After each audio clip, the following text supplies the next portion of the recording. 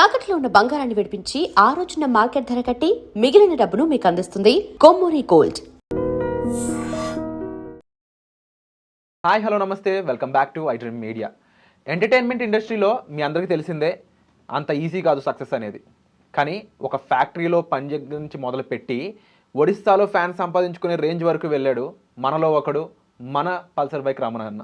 So cinema వరకు తన ప్రయాణం ఎలా సాగింది, తన లైఫ్లో ఉన్న చాలా ఇంపార్టెంట్ విషయాలు, వాళ్ళ అమ్మగారి దగ్గర నుంచి తన భార్యమణి వరకు ఈ సక్సెస్ అనేది ప్రతి ఒక్కరికి అంకితం ఇస్తానని చెప్తున్న తన విషయాలన్నీ కూడా ఈరోజు విషయాల్లో తెలుసుకుందాము.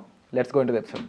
నమస్కారం అన్న. నమస్తే అన్న. ఫస్ట్ ఆఫ్ ఆల్ మిమ్మల్ని చూడటం చాలా హ్యాపీగా ఉందన్న. వెల్కమ్ టు ఐ డ్రీమ్. థ్యాంక్ యూ అన్న. Thank you so much. అంటే coastal Andhra, north east Andhra ఇవన్నీ కూడా ఏంటి అంటే ప్యూర్లీ చాలామంది చెప్తుంటారు వెనకబడినవని, లేకపోతే ఇంకో రకంగా చెప్తూ ఉంటారు. అవునండి. కానీ మీరు చాలా వరకు ఎడ్యుకేషన్ అనేది చాలా తక్కువ ఉండే ప్లేసుల కింద ఉంటాయి. అవునవును. అక్కడి నుంచి వచ్చి సక్సెస్ అవ్వడం అనేది అంత ఈజీ కాదు. అవునవును. ఇది ఎలా చెప్తారన్న, ఒక ఫ్యాక్టరీలో పనిచేసే దగ్గర నుంచి స్టార్ట్ అయిన మీ జర్నీ ఒడిస్సాలో ఫ్యాన్స్ ఏంటన్న అర్థం కావట్లేదు. ఒడిస్సాలో మీ పాటలు పెట్టి వాళ్ళు ప్రతి పండక్కి డ్యాన్స్ వేయడం అనేది మామూలు విషయం కాదు. ఎలా స్టార్ట్ అయింది అది? సో ఎలా స్టార్ట్ అవ్వడం అంటే, ఒరిస్సా కొన్ని పండుగలు జరుగుతుంటాయి. అంటే ఒరిస్సా అంటే ప్రాపర్గా ఒరిస్సా అని కాదండి. ఒరిస్సాకి ఆంధ్రకి బార్డర్. అది ఏంటంటే పేరుకైతే ఒరిస్సా, కొంతమంది తెలుగు వాళ్ళు కూడా అక్కడ ఉంటారు. పర్లకిమిడి ఆ బార్డర్ అంతా కూడా, ఛత్రపూర్ ఇవన్నీ కూడా. అలాంటి దగ్గర ఏదైనా ఫెస్ట్ అయితే నన్ను ఈవెంట్ కానీ మా టీం అందరిని పిలుస్తారు రేలా. సో ఒక 3 hours ఉంటుంది ఈవెంటే. సో వాళ్ళు అంటే ఈ ఫోక్ స్టైల్ ఫస్ట్ టైం మేము వాళ్ళు వినడం, అంటే వాళ్ళు ఈ పర్ఫార్మెన్స్ అన్నీ కూడా, అంటే వాళ్ళ స్టేజ్ పర్ఫార్మెన్స్ ఎలా ఉంటాయో నాకు తెలియదు. సో వాళ్ళకి ఎందుకో కొత్తదనంగా అనిపించింది అనమాట. ఒక పాట పాడి అయిపోయింది వెళ్ళిపోతామనే సిచ్యువేషన్ వస్తే వాళ్ళు ఎల్లిచ్చేవారు కాదనమాట. మళ్ళీ ఎంత కొంత అవసరమైతే డబ్బులు ఎక్స్ట్రా ఇస్తాము, మరొక 2-3 పాటలు పాడు, అంత బజ్ క్రియేట్ అయ్యేది మన సాంగ్స్కి నిజంగా అక్కడ. సో ఈవెంట్స్ వల్ల వాళ్ళకి నేను అక్కడికి బాగా పరిచయం అయ్యాను అనమాట. వాళ్ళకైతే ఇది విన్నప్పుడు జనరల్గా మనకి తమిళనాడులో రజనీకాంత్ చాలా ఫేమస్, ఆయన జపాన్లో కూడా ఫేమస్ అవడం మనకు కొత్తగా అనిపిస్తుంది. సేమ్ అలా అనిపించింది అనమాట. అయితే అన్న, పల్సర్ బైక్ రమణ సక్సెస్ అయ్యాక అందరికీ తెలుసు. తర్వాత ఈవెంట్స్లో అయి ఉండొచ్చు, లేకపోతే పెద్ద పెద్ద ఛానల్స్లో కనిపించడం, ప్రోగ్రామ్స్లో, ఇప్పుడు సినిమా వరకు రావడం కూడా చాలామందికి తెలుసు. కానీ ఇదే రమణని సినిమాలు వద్దు, లేకపోతే ఈ ఎంటర్టైన్మెంట్ వద్దు, పాటలు కూడా వద్దు అని అదే ఫ్యాక్టరీకి పంపించాలనుకున్నారు ఊళ్ళో వాళ్ళు. అవునవునవునవును. మరి అది ఎలా తట్టుకున్నారు, ఎలా నిలబడ్డారు కాస్త చెప్తారా? సో అది ఫస్ట్ సిచ్యువేషన్ ఏంటంటే, మాది ఒక మారుమూల ప్రాంతం అన్న, విజయనగరం జిల్లా మెరకముడిద మండలం కొర్లం గ్రామం. సరైన బస్సు కూడా వెళ్ళదు, అంత మారుమూల ప్రాంతం అనమాట. సో చదవాలని ఆలోచన ఉన్నా సరే 10th క్లాస్ అయిపోయిన తర్వాత చదివించలేని పరిస్థితి తల్లిదండ్రులు. అలాంటి సిచ్యువేషన్లో ఇంకా నేను ఊర్లో ఇంకా ఉండడం కరెక్ట్ కాదు, నేను ఏదో ఒకటి నేర్చుకోవాలి. చదువు సైడ్ ఎలాగా, స్టడీ సైడ్ ఎలాగా నేను వెళ్ళలేకపోతున్నాను, నేను ఓన్గా ఏదైనా నేర్చుకోవాలని ఆలోచనతో కోల్ మైనింగ్స్, అప్పుడు ఏంటి రామగుండం, మహారాష్ట్ర, మధ్యప్రదేశ్ కోల్ మైనింగ్లో ఒక మెకానికల్ గ్రేడర్ హెల్పర్గా జాయిన్ అయ్యా స్టార్టింగ్లో 2011లో. ఎంతకన్నా? అప్పుడు 1800 అన్న నాకు జీతం. అంత జీతానికి జాయిన్ 1800 జాయిన్ అయ్యా. 1800 నుంచి 2017 వరకు మెకానికల్ గ్రేడర్ హెల్పర్గా జాయిన్ అయిన తర్వాత అక్కడ కూడా ఆల్రౌండర్ అని ఒక పేరు తెచ్చుకున్నా 2017కి. నేనేంటి గ్రేడర్ తోలేవాడిని, తర్వాత వచ్చి డోజర్ తోలేవాడిని, డ్రైవింగ్ చేసేవాడిని. సో అక్కడ కూడా ఒక మంచి పేరు వచ్చింది, ఆల్రౌండర్ అని కూడా ఒక మంచి పేరు వచ్చింది కంపెనీలో కూడా. అప్పుడు నాకు ఎంత 25 to 30 అలా వచ్చేది అనమాట మనీ కూడా. సో ఫ్యామిలీ నా మీద అప్పుడు డిపెండ్ అయ్యింది. అలాంటి సిచ్యువేషన్లో సిస్టర్కి, చెల్లికి ఆ అమౌంట్తో చెల్లికి కూడా మ్యారేజ్ చేసాం ఆ టైంలో. అంతా బాగుంది. అక్కకి, అన్నయ్యకి, చెల్లికి అందరికీ పెళ్ళిళ్ళు అయిపోయి ఎటులో వెళ్ళిపోయారు అనమాట. అమ్మ నాన్న మాత్రం ఇంటి దగ్గర ఉంటారు, నేను కంపెనీలో. అప్పుడు ఏంటి 2017లో మధ్యప్రదేశ్లో వర్క్ చేసేవాడిని. అలాంటి సిచ్యువేషన్లో అమ్మకి నాన్నకి హెల్త్ ఇష్యూస్ వచ్చేసాయి అనమాట. అలాంటి సిచ్యువేషన్లో ఒకరోజు ఫ్రెండ్ని పంపించేసి హాస్పిటల్కి పంపించడం ఇలా జరిగాయి. ఒక 2-3 సార్లు ఇలా జరిగాయి. ఒకసారి నేను ఆలోచించాను అనమాట, ఇప్పుడు వాళ్ళు ఉంటే మనం ఉన్నాం కదా, ఇలాంటి సిచ్యువేషన్ వాళ్ళకి దగ్గర లేకపోతే అది కరెక్ట్ కాదు.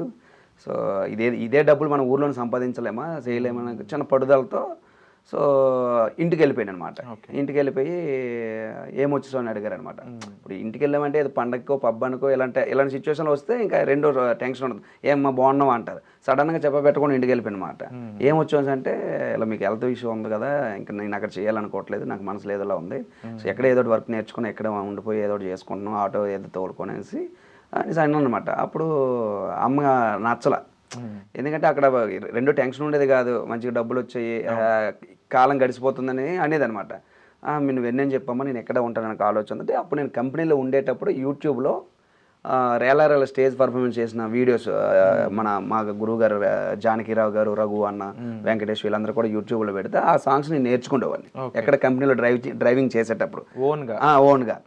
అంటే నాకు ఒక రోజుకి ఒక పాట నేర్చుకోవాలని ఒక టార్గెట్ పెట్టుకునేవాడిని. అలాగ ఒక 20 పాటలు నేర్చుకుని అలాగ ఫస్ట్ జానకిరావు గారితో కాల్ చేసి అన్న ఇలా నాకు ఒక స్టేజ్ పర్ఫార్మెన్స్కి అవకాశం ఇవ్వండి అంటే ముందు ఆయన అవకాశం ఇచ్చారు. ఎటువంటి సంగీతం బ్యాక్గ్రౌండ్ లేదు, మ్యూజిక్ నేర్చుకోలేదు, లేదు ఓన్గా అంటే ఆ సరిగమల దగ్గర నుంచి మీరు అన్నట్లుగా తాతయ్య వాళ్ళు కానీ నాన్నలు కానీ ఎవరికి కళారంగం మీద అవగాహన లేదు, ఎక్కడ లేదు అసలు. అలాంటి ఒక 6 నెలలు ఒక 8 నెలలు రేలారేల వెంకటేష్ అని ఒక అన్నయ్య ఉంటాడు, అన్నయ్య టీంలో నేను వర్క్ చేశాను సింగర్గా, సింగర్గా చేసిన తర్వాత నా మీద నాకు ఒక కాన్ఫిడెన్స్ వచ్చి సో మనం కూడా దీన్ని లీడ్ చేయగలుగుతున్న ఒక ఆలోచనతో నేను ఓన్గా రమణ రేలారేల నాకు టీం పెట్టుకుని నా కింద ఒక 10 మంది ఆర్టిస్టులు పెట్టుకొని నేను రోజుకు ఒక ఈవెంట్ అలాగే చేసుకునేవాడిని అనమాట. ఒక నెల రోజుల్లో ఒక 10 నుంచి 15 ఈవెంట్లు ఆడేవాడిని. దానికి ముందు మీరు ఓన్గా వేరే దాంట్లో వెళ్ళేవాళ్ళు, వేరే టీంలోకి నేను ఒక సింగర్గా వెళ్ళేవాడిని. అప్పుడు నాకు 600, 700 లేదా 500 ఇచ్చేవాడు. ఒక 8 నెలలు వర్క్ చేసిన తర్వాత నేను ఓన్గా నేను రమణ రేలారేల అనే ఒక టీం టైటిల్ పెట్టుకొని నా కింద ఒక 10 మందిని ఆర్టిస్టులు పెట్టుకొని నేను ఆర్కెస్ట్రాతో ఒక నెలకు ఒక 10 నుంచి 15 ఈవెంట్లు చేసేవాడిని. అలాంటి సిచ్యువేషన్లో కూడా రోజుకు ఒక 3,000 ఒక ఈవెంట్కి 3,000. అప్పుడు కూడా మనకు ఒక 20 నుంచి ఒక 30,000 వచ్చేసేది. ఆ కంపెనీలో ఎంత అయితే డబ్బులు వచ్చేదో సో ఇక్కడ కూడా నాకు ఒక 6-7 నెలలు ఇబ్బంది పడ్డానే తప్ప కానీ తర్వాత నాకు అదే శాలరీ వచ్చేది, అదే డబ్బులు వచ్చేది, మేనేజ్ చేసుకుంటామని. అలాంటి సిచ్యువేషన్లో ఉంటారు కదా పక్క వాళ్ళందరూ కూడా వెళ్ళి కంపెనీలోనే బంగారులాగా ఉండేది కదా, ఎందుకు ఈ ఆడవాళ్ళతో ఈ డ్యాన్సులు ఈ అర్ధరాత్రి పూట, సరే పొద్దున మీ వాడికి పిల్లని ఎవరు ఇస్తారు వెళ్ళాలని అమ్మకి నాన్నకి చెప్పేవారు అనమాట. ఆ అమ్మ వచ్చి నా దగ్గర బాధపడడం ఇలా చేసిందనమాట. నేను చేస్తుంది ఎవరి పని అయితే కాదు, సో నాకు నచ్చిన పని నేను మీకు దగ్గరగా ఉండగలుగుతున్నాను, నువ్వంటే ఒక గంటలో వచ్చేయగలుగుతున్నాను, నాకు నచ్చింది, ఎలాగే ఉన్నాయండి, మీకు ఇప్పుడు కూడా తల ఉంచే పని అయితే నేను చేయను, చేశానంటే ఇంక నన్ను వదిలేయండి, నన్ను మర్చిపోండి, మీరు ధైర్యంగా ఉండాలనేసి నేను అమ్మకి అప్పుడు ఆ రోజు భరోసానిచ్చి 2017 నుంచి 2022 వరకు కంటిన్యూగా రేలారేల ఈవెంట్స్. ఒకనొక టైము నెల ఈవెంట్లు ఆడేసేవాడిని. 30 రోజులు ఉంటే 30 రోజులు కంటిన్యూ గ్యాప్ లేకుండా ఆడేవాడిని అనమాట. అలాంటి సిచ్యువేషన్లో ఒక నెలకు ₹1,00,000 కూడా చూసే రోజులు కూడా ఉన్నాయి అనమాట. అంటే ఎక్కడ 1800 రేలా అంటే నేను కొంచెం ఉత్సాహంగా ఉంటానన్న, అంటే కూడా అనుకుంటా ఫాస్ట్ గా నేర్చుకుంటారు. నేను వన్స్ ఇలా చూసానంటే మ్యాక్సిమం గ్రిప్ బాగా ఉంటుంది అనమాట. అయితే అలాంటి సిచ్యువేషన్లో ఆడియన్స్ పల్స్ని బట్టి ఆడియన్స్ అక్కడ ఏదో జరుగుతుంది, వాళ్ళ కోసం ఏదైనా ఒక పాట పాడాలి, లేదా ముందులో ఒక ముస్లిం ఉందనుకో ఆ ముస్లిం కోసం ఏదైనా పాట పాడాలి. అలాగే ఆడియన్స్కి నేను ఆ స్టేజ్ పర్ఫార్మెన్స్ చేసేటప్పుడు బాగా దగ్గర అయిపోయా, వాళ్ళకి నేను కనెక్ట్ అయిపోయా. అంటే వాళ్ళల్లో నేను ఒకటిలా అని ఫీల్ అయ్యేటట్లు చేసుకున్నాను ఎప్పుడు 2022 వరకు. సో అలాంటి సిచ్యువేషన్లో పుష్ప ప్యారడీ సాంగ్, పుష్పలో ఊ అంటావా మామ మగవారి కోసం ఒక పాట వస్తే దాన్ని లైఫ్ని ఎక్కడైనా ఎంతవరకు కష్టపడుతున్నాం, మనకు తగిన గుర్తింపు అయితే ఆ లోకల్లోనే వస్తుంది కానీ సోషల్ మీడియాలో అయితే ఏం రాలే నాకు. అప్పటికేంటి షార్ట్ ఫిల్మ్స్ నేనే ఓన్ డబ్బులతో షార్ట్ ఫిల్మ్స్ చేశాను, చిన్న సాంగ్స్ యూట్యూబ్లో పెట్టుకున్నాను, కానీ నాకు ఏ రోజు కూడా తగిన గుర్తింపు రాలే. సో ఏదైనా లైఫ్ని ఎక్కడైనా చిన్న రిస్క్ చేయాలి, ఏదైతే అది అవుతుంది నాకు ఆలోచనతో అప్పటికి కూడా ఈ మహిళా సంఘాలు ఇవన్నీ ఉంటాయి అనే ఆలోచన ఉంది. ఉన్నా సరే ఏదైతే అది అవుతుంది, మనం ఏం తప్పు చేయట్లేదు కదా, జస్ట్ క్యాజువల్. కానీ ఆ లిరిక్స్ రాసి నేను మా ఫ్రెండ్ ఒకటి ఉంటాడు ప్రశాంత్, మా ఇద్దరం రాసి ఆ పాట పాడి ఒక 24 అవర్స్లో రాయడం, పాడడం, అప్లోడ్ చేయడం. 24 అవర్స్లో జరిగిపోయింది. మళ్ళీ 24 అవర్స్ వచ్చేసరికి పెద్ద పెద్ద న్యూస్ ఛానల్స్లో ఇంటర్వ్యూలు, ఇంకా TV9 అన్నీ, ఇంకా NTV, సుమన్ టీవీ. ఈ అంటే ముఖ్యంగా మీరు అన్న ఈ ఫేజ్ ఏదైతే ఉందో ఇందులో మెయిన్ మీ మదర్ సపోర్ట్ అనేది చాలా ఇంపార్టెంట్. ఎందుకంటే మీరు మహారాష్ట్రలో ఒక ఫ్యాక్టరీలో పనిచేస్తే ఇక్కడికి వచ్చింది అమ్మ కోసం. అవునవును. అలాంటి అమ్మ ఇప్పుడు బెంగపడిపోయి వద్దురా మనకి అని అంటున్నప్పుడు లోపల వెనక్కి లాగేస్తూ ఉంటది, ఇదేంటి ఇలా అంటున్నారు అని చెప్పేసి. అంటే ఎందుకంటే వృత్తి కూడా అమ్మ లాంటిదే, అవునవును, మీకు నచ్చిన ప్రొఫెషన్ లో ఉన్నారు కానీ వద్దంటుంది అమ్మాయి. మరి ఎలా కాదు, ఎలా తట్టుకున్నారు? కాకపోతే ఇది అంటే నాకంటే ఆర్టిస్టులు ఉంటారు కదా సీనియర్స్, వాళ్ళు చెప్పే మాట్లాడంటే ఇవన్నీ కూడా కామనేరా, మనకి ఏదో రోజు ఒక సక్సెస్ వచ్చిందంటే ఇవన్నీ కూడా మాయమైపోతాయి, కానీ అవన్నీ కూడా దిగమింగుకొని మనం నిలబడితేనే మనం ఇందులో ముందుకు వెళ్ళగలుగుతాము, లేకపోతే మాత్రం వెళ్ళలేము. అమ్మాయిలుగా అన్నదని లేదా నాన్నలుగా అన్నదని ఊర్లో వాళ్ళు ఏదో తూ అన్నారని ఇవన్నీ పట్టించుకుంటాం ఎంత మాత్రం మనం సక్సెస్ అవ్వలేము. కష్టపడు ఏదైతే అవుతుందో, నాకంటే కొంచెం ఎక్స్పీరియన్స్ క్యాండిడేట్లు అంటే పెద్దవాళ్ళు చెప్పేటప్పుడు నేను పాటించాను కాబట్టి అవన్నీ కూడా మనసులోనే దాచుకున్నాను అనమాట.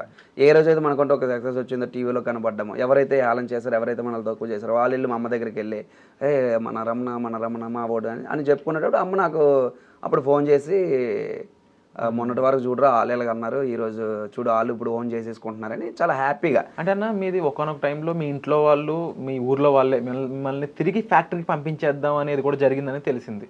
అవునవును, అంటే ఊర్లో వాళ్ళని కాదు కానీ అమ్మే. సో అంటే అమ్మకి ఎలా ఉండదు అంటే అక్కడ కంపెనీలో వర్క్ చేసేవాడు, రెండో డిస్టర్బెన్స్ ఉండదు, ఎవరైతే అంతరనేది టెన్షన్ ఉండదు, ఎప్పుడో 6 నెలలకు లేదా 3 నెలలకు ఒకసారి వస్తాడు, టెన్షన్ ఉండదు అనే ఒక ఆలోచనతో కంపెనీకి వెళ్ళిపో, ఎందుకు ఇవన్నీ మాటలు పడ్డాం. ఏ తల్లిదండ్రులకైనా వేరే వాళ్ళు బయట ఎవరైనా పిల్లలు అంటే ఎవరికైనా కోపం వస్తుంది, వాళ్ళని వెళ్ళాక మనల్ని డైరెక్ట్ అక్కడికే పంపించాలని చూసింది. కానీ నేను ఆ టైంలో నేను వెళ్ళా. సో ఆ రోజు అమ్మ చెప్పినట్టు నేను ఉంటే మళ్ళీ నేను ఎప్పటికీ నేను డ్రైవర్ గానో లేకపోతే ఒక ఆపరేటర్ గానో కంపెనీలోనే ఉండిపోవాలి. అమ్మకి నమ్మకం ఎప్పుడు వచ్చింది? సక్సెస్ వచ్చిన తర్వాత అంతవరకు కూడా ఏదో అంటే పూర్తిగా దాన్ని ఏమంటారు సంతోషం లేదు కానీ, సో ఎప్పుడైతే టీవీలో కనబడ్డాడు నా కొడుకు, సో ఎప్పుడైతే సుమన్ టీవీ వాళ్ళు ఇంటికి హోమ్ టూర్కి వచ్చారు, ఆ రోజు చాలా ఏడ్చేసింది అనమాట. అవన్నీ గుర్తుకొచ్చేసి అమ్మకి ఆ 4 సంవత్సరాలు జరిగిన కథల్లా. అంటే అమ్మ కూడా మాట్లాడుతూ కష్టాల గురించి చెప్పారనమాట, చిన్నప్పుడు కానీ పెంచినప్పుడు కానీ. అవునవును, ఒకనొక టైంలో కుటుంబం కోసం ఒక చిన్న ఏజ్ లోనే మీరు మహారాష్ట్ర వరకు వెళ్ళడం అంటే అంత ఈజీ విషయం.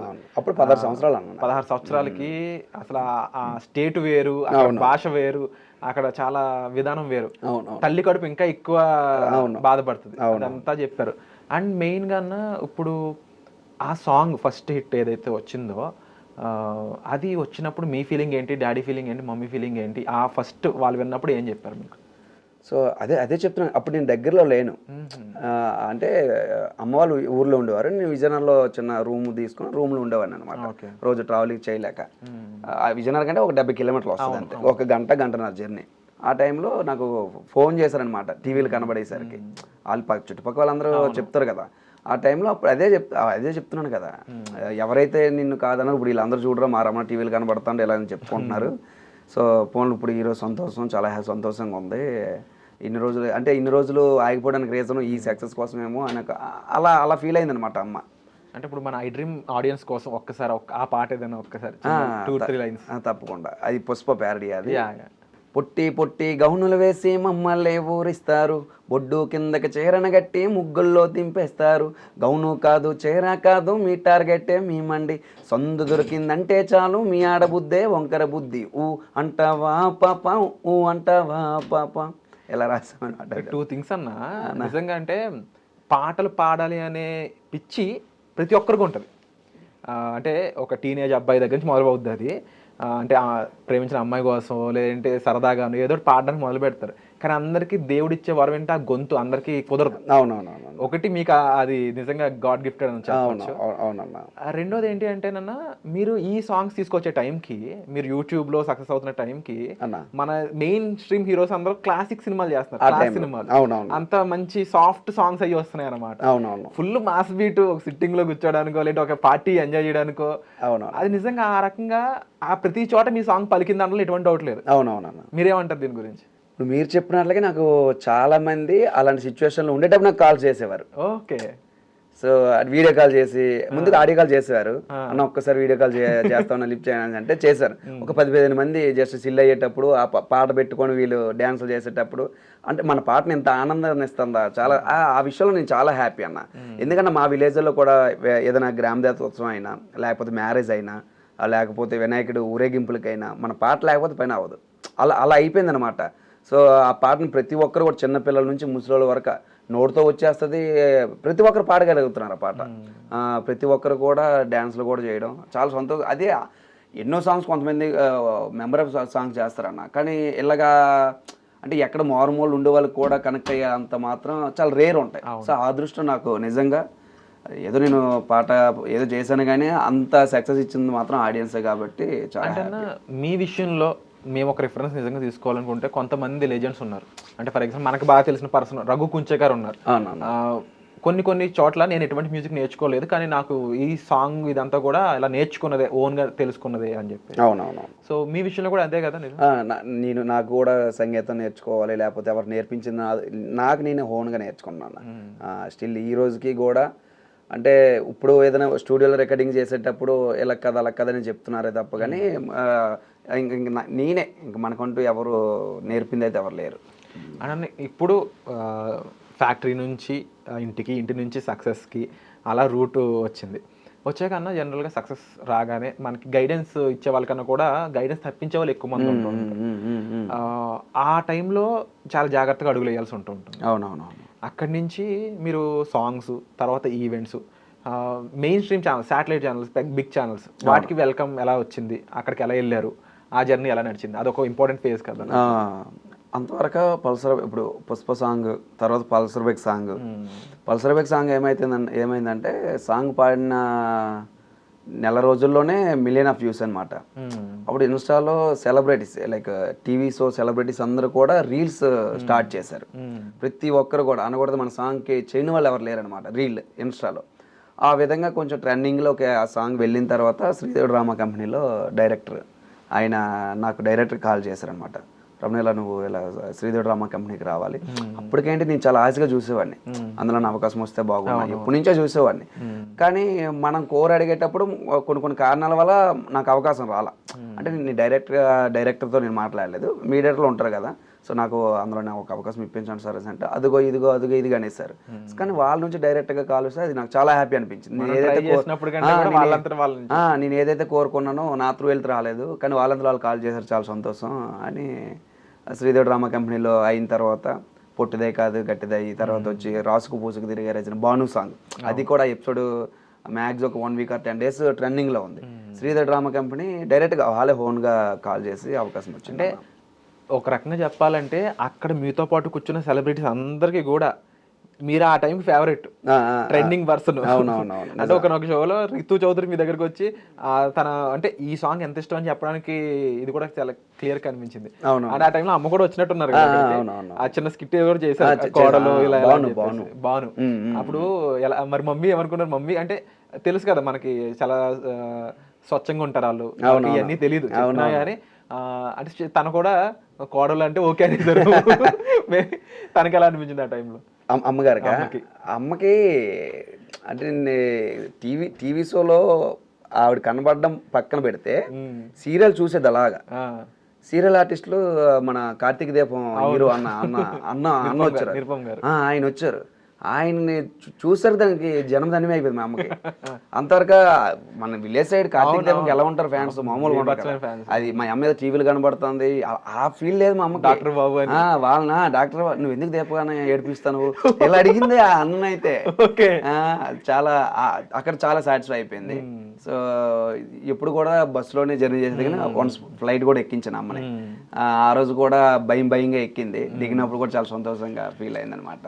అంటే అందరు కొడుకులకి అదృష్టం రాదన్న.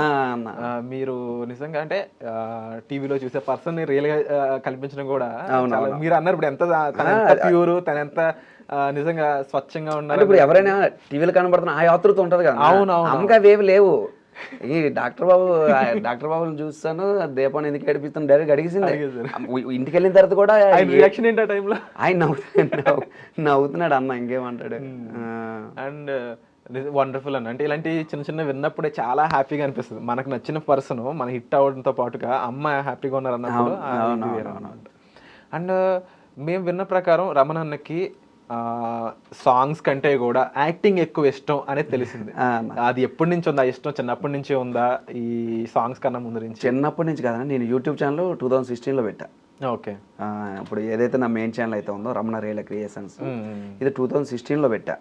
ఆ టైంలో నేను మొబైల్ తోటే పెయిన్ఫుల్ లవ్ స్టోరీ అనే ఒకటి, తర్వాత వచ్చి December 31st అని, ఇవన్నీ షార్ట్ ఫిల్మ్స్ నేనే రైటర్, డైరెక్షన్ నేనే, యాక్టర్గా నేనే రైటర్, అన్ని సెల్లో చేసుకునేవాడిని. అప్పటి నుంచి నాకు యాక్టింగ్, అప్పటికి నాకు ఈ జానపదం మీద అంత అవగాహన లేదు, ఇంట్రెస్ట్ కూడా లేదు ఇటువైపు రావాలని. సో అలాంటి సిచ్యువేషన్లో అప్పటి నుంచి నాకు స్టార్టింగ్ యాక్టింగ్ తోటనే నేను ఈ ఫీల్డ్కి వద్దామని అనుకున్నాను అనమాట. సో అలాంటి టైంలో నేను ఒక 3 times భవానీ మాల వేసాను. భవానీ మాల వేసేటప్పుడు ఆ భక్తి పాటలు పాడేవాడిని. చుట్టుపక్కల వాళ్ళందరూ కూడా బాగా పాడుతున్నాడు. సో ఏదైనా ఒక గురుస్వామి, మా బిల్లల వలస గురుస్వామి గారు ఎక్కడైనా ఒక పెద్ద పూజ అయిందంటే నన్ను తీసుకెళ్ళిపోతుంటారు ఓన్లీ పాడడానికి. సో నాకు మంచి గుర్తింపు వచ్చేది అనమాట. సో అంటే మనలో సింగింగ్ కూడా ఉంది, మనం దీన్ని కూడా మనం గుర్తించాలి అన్న కాల్ వచ్చిందంటే అప్పుడు ఆ జానపదాలు నేర్చుకున్నాను అనమాట. స్టార్టింగ్ అయితే యాక్టింగ్ అంటే నాకు చాలా ఇష్టం. సో అంటే ఆ జానపదాల దగ్గర నుంచి మొదలుపెట్టి తర్వాత రేలా ఈ పదం ఏదైతే ఉందన్న, ముఖ్యంగా ఫోక్ సాంగ్స్ వినే వాళ్ళందరికీ చాలా ఫేమస్ ఇది. ఎందుకంటే చిన్నప్పుడు ప్రోగ్రామ్స్ వచ్చేవి దీని మీద. అవునవునవును. సో ఆ పేరు ఐడియా ఎలా వచ్చింది, ఆ తర్వాత అది పెట్టాక సక్సెస్ వచ్చినప్పుడు ఎలా అనిపించింది? ఆ ఐడియా అంటే అప్పుడు మా టీవీలో ప్రోగ్రామ్ జరిగేదన్న రేలా రేలా. సో అందులో మనం చేయలే. సో మా ప్రాంతం వాళ్ళు కొంతమంది చేశారు. వాళ్ళు ఇప్పుడు నేను రేల రేల టీం తీయకముందు మా ప్రాంతంలో కొన్ని టీంలు ఉన్నాయి.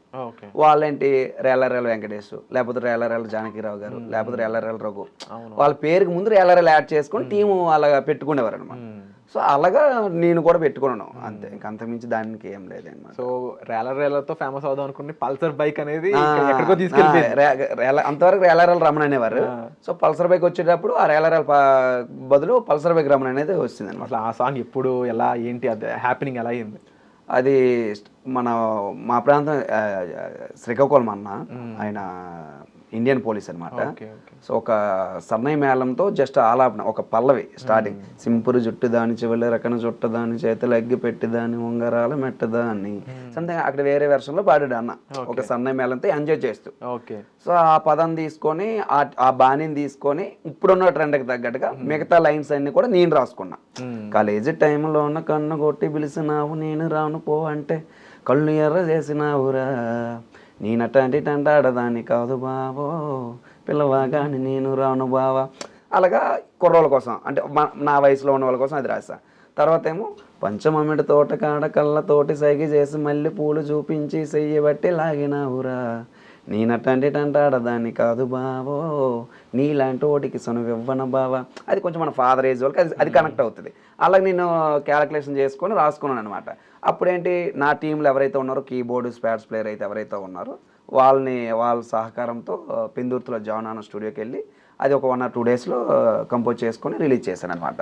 అది అంటే ఎవరైనా చెప్పారన్న ఈ మాట మీకు? లైక్ ఏంటంటే ఏదైనా సాంగ్కి మ్యూజిక్ సంబంధించి ఏదైనా ఉంటే కొంచెం వైబ్ వస్తుంది, మీరు జస్ట్ పాడుతుంటే వైబ్ వస్తుంది అనమాట.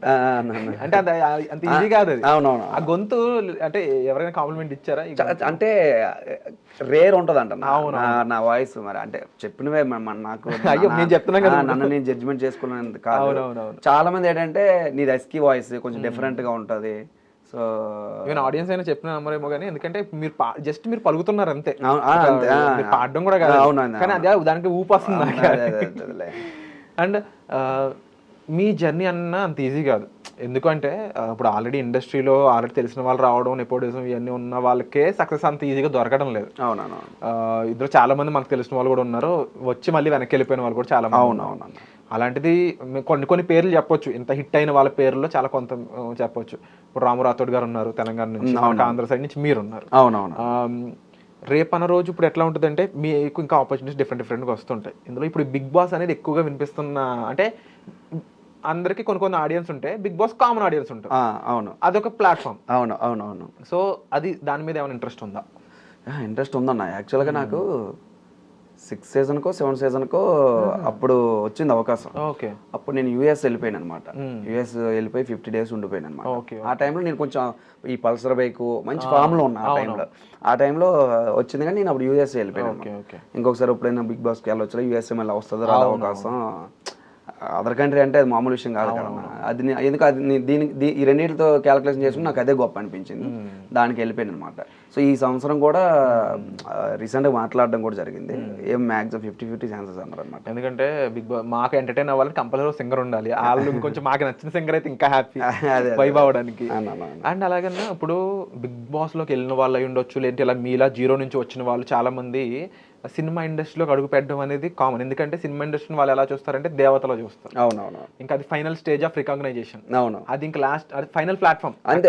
నుంచుంటే అక్కడికి వెళ్ళడం ఒక ఎత్తు, మళ్ళీ వెళ్ళాక అక్కడ నిలబడడం చాలా ఫైనల్. ఇంకా అది వచ్చిందానికి దేవుడి దయ అన్న. అలా అంటే ఇంతకు ముందు కొన్ని పేర్లు కూడా మెన్షన్ చేయొచ్చు ఇక్కడ. అంటే బిగ్ బాస్ నుంచి వచ్చిన వాళ్ళు చాలా మంది చేశారు. ఇప్పుడు అలీ రజా గారు కానీ, సోహెల్ గారు కానీ, ఈవెన్ శివబాలాజీ గారు కానీ, ఇలా చాలా మంది వచ్చి హీరోగా సినిమాలు చేసినవి ఉన్నాయి. అవునవును. కానీ వాళ్ళే ఓపెన్ గా ఒప్పుకున్నారంటే అంత రికగ్నైజేషన్ బిగ్ బాస్ లో ఉన్నప్పుడు వచ్చినంత తర్వాత రాదు అని చెప్పేసి వాళ్ళు. మరి ఇలాంటి సిచ్యువేషన్ లో ఉండి మీరు ఇంకా బిగ్ బాస్ కూడా వెళ్లకుండా మీకంటూ మీ ఉన్న ఓన్ ఫ్యాన్స్ తోనే ఆల్రెడీ సినిమా ఒకటి స్టార్ట్ చేసి, 2 హీరోస్ లో ఒక హీరోగా స్టార్ట్ చేసి వచ్చింది. రీసెంట్ గానే సినిమా రిలీజ్ అయింది. దాని రిజల్ట్ ఎలా ఉంది, దానికి సంబంధించి మీరు పడ్డ కష్టం ఎలా ఉంది, మీకేమనిపించింది ఓవరాల్ గా?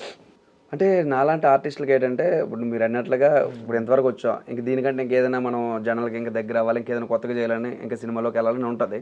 సో నేను కూడా అందులో ఒకడిని అనమాట. అలాగే నేను ట్రై చేశాను.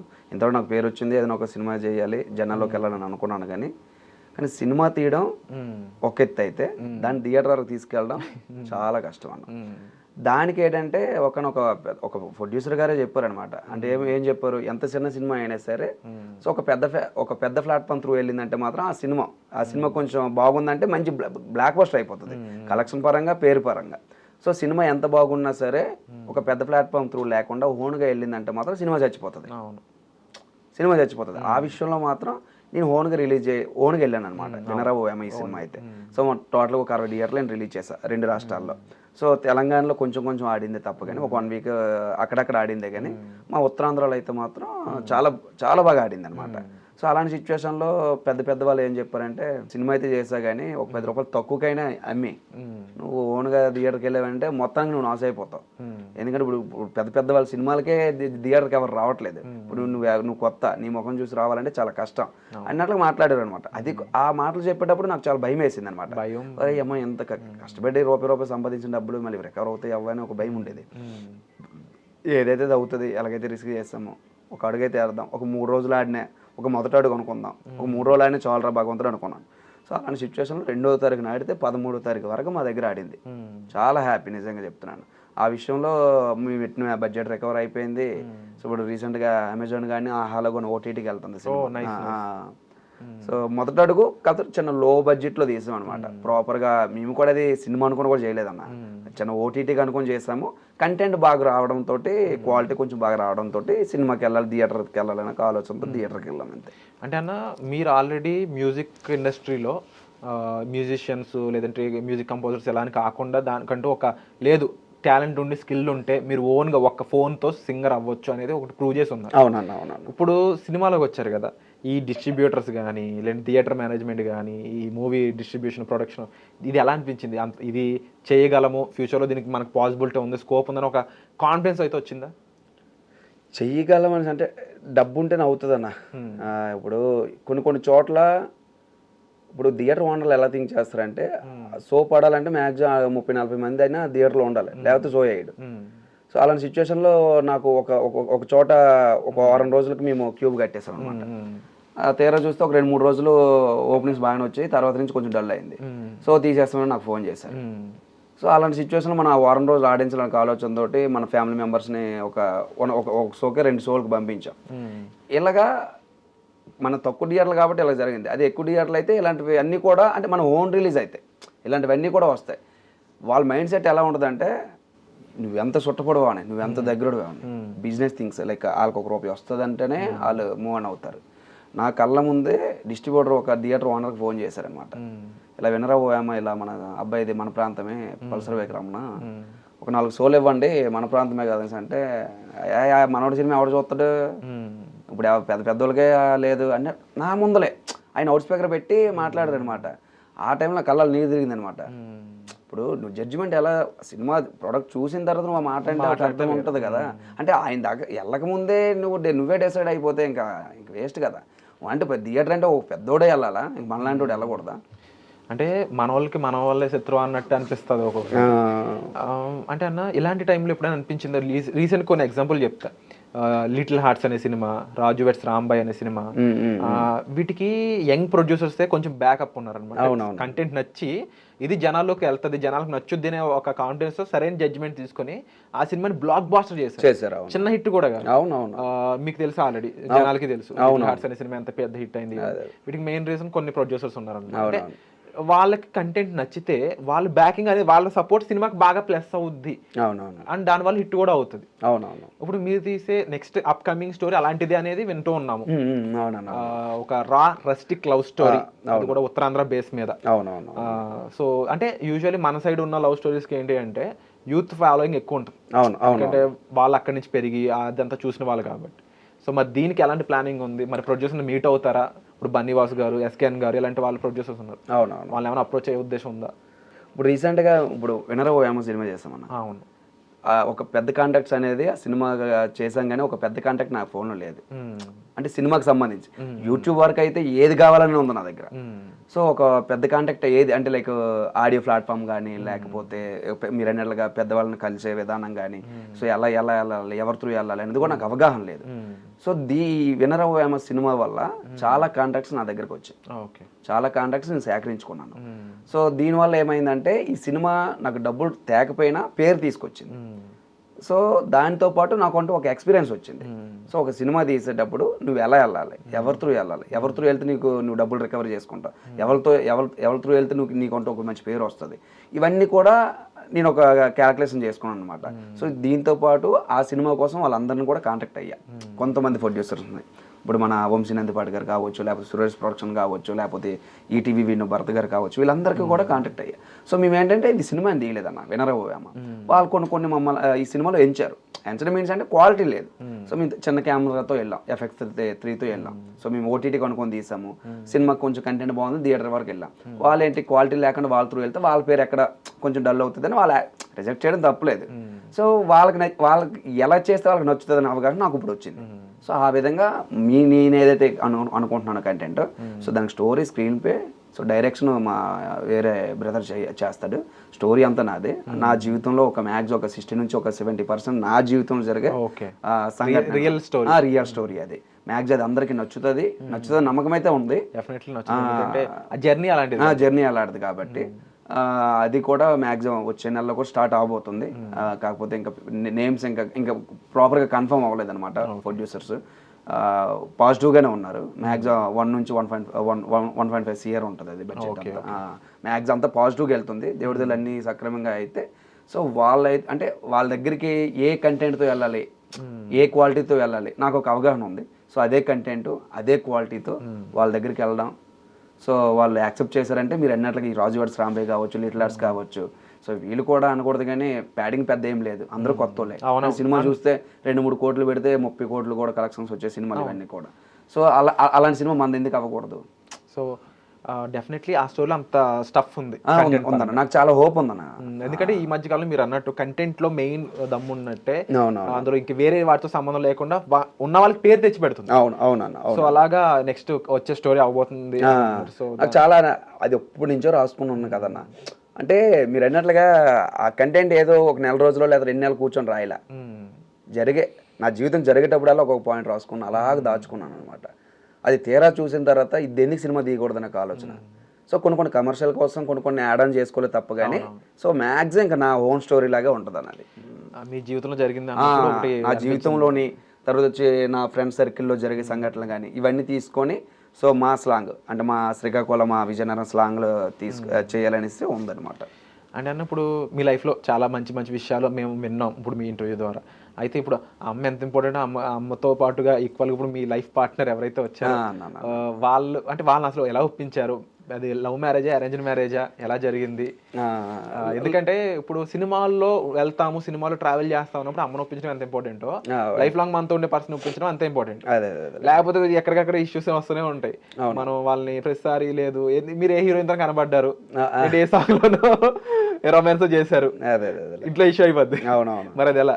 సో అంటే నేను అమ్మాయిని లవ్ చేయడానికి రీజన్ ఏంటంటే ఇంట్లో మ్యారేజ్ ఫోర్స్ ఉండేది. ఓకే, మ్యారేజ్ చేసేసుకో టైం అయిపోతుంది అంటే, నాకు టైం అని కాదు, నాన్నకి హెల్త్ ఇష్యూ ఉండడం వల్ల చేసేసుకొని కంగారు పెట్టేటప్పుడు ఈ అమ్మాయి నేను ఒక 6 నెలలు అంటే కాంటాక్ట్స్లో ఉన్నాం అనమాట.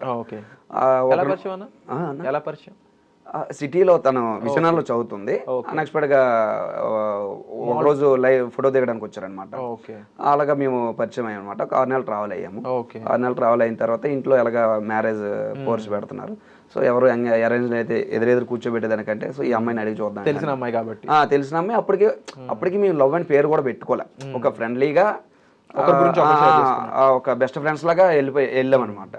ఒకరినొకరిని బాగా అర్థం చేసుకున్నాము. సో ఎవరినో ఎందుకు ఈ అమ్మాయిని ఒకసారి అడగదని ఇలా అనుకుంటున్నాము ఇంట్లో మరి మ్యారేజ్ అంటే, తను చాలా హ్యాపీ ఫీల్ అయిందనమాట. సో అలాంటి సిచ్యువేషన్లో నా ఫ్యూచర్ విషయాలని కూడా చెప్పా. నాకు ఈ సినిమా ఫీల్డ్ అంటే నాకు చాలా ఇష్టం.